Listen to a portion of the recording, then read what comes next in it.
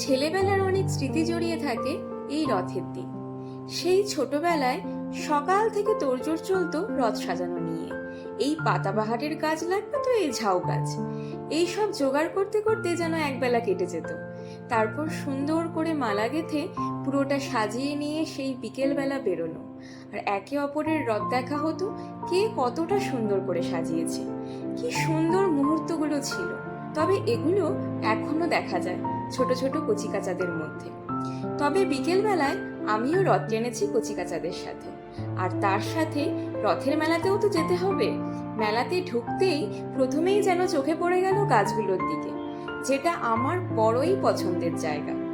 ভেতরে ঢুকতেই কি অসম্ভব ভিড়, তার মধ্যেও ছোট ছোট কুচকোগুলোকে কি সুন্দর গাড়ি ঘোড়ায় চড়ছে দেখে বোঝাই যাচ্ছে ওরা কি আনন্দে আছে। মেলায় সব রকম দোলনা ছিল, তার সাথে দোকানপটও ছিল অনেক, কিন্তু এতটাই ভিড় ছিল যে কিছু দেখার মতো সুযোগই হয়ে ওঠেনি। শুধু অল্প অল্প করে উকিঝুঁকি মেরেছি। মেলার ভেতরে বেশিক্ষণ অপেক্ষা করার মতো পরিস্থিতিও ছিল না। প্রথম দিন বলে হয়তো এতটা ভিড় ছিল। এটি হলো বারাসাতের রথের মেলা। আগেও এসেছি, কিন্তু এইবারের মতো ভিড় পাইনি।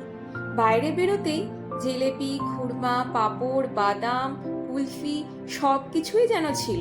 তবে এতটাই যে ভিড় ছিল যে কোনো কিছুই নেওয়া হয়নি।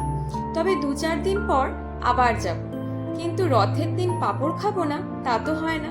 ছোটবেলা থেকেই রথের দিন যেন পাঁপড় খেতেই হবে। বাবা নিয়ে আসতো, কখনো কখনো বা ঘরে ভাজা হতো। তাই মেলা থেকে ফেরার সময় দুজনে মিলে পাঁপড় খেতে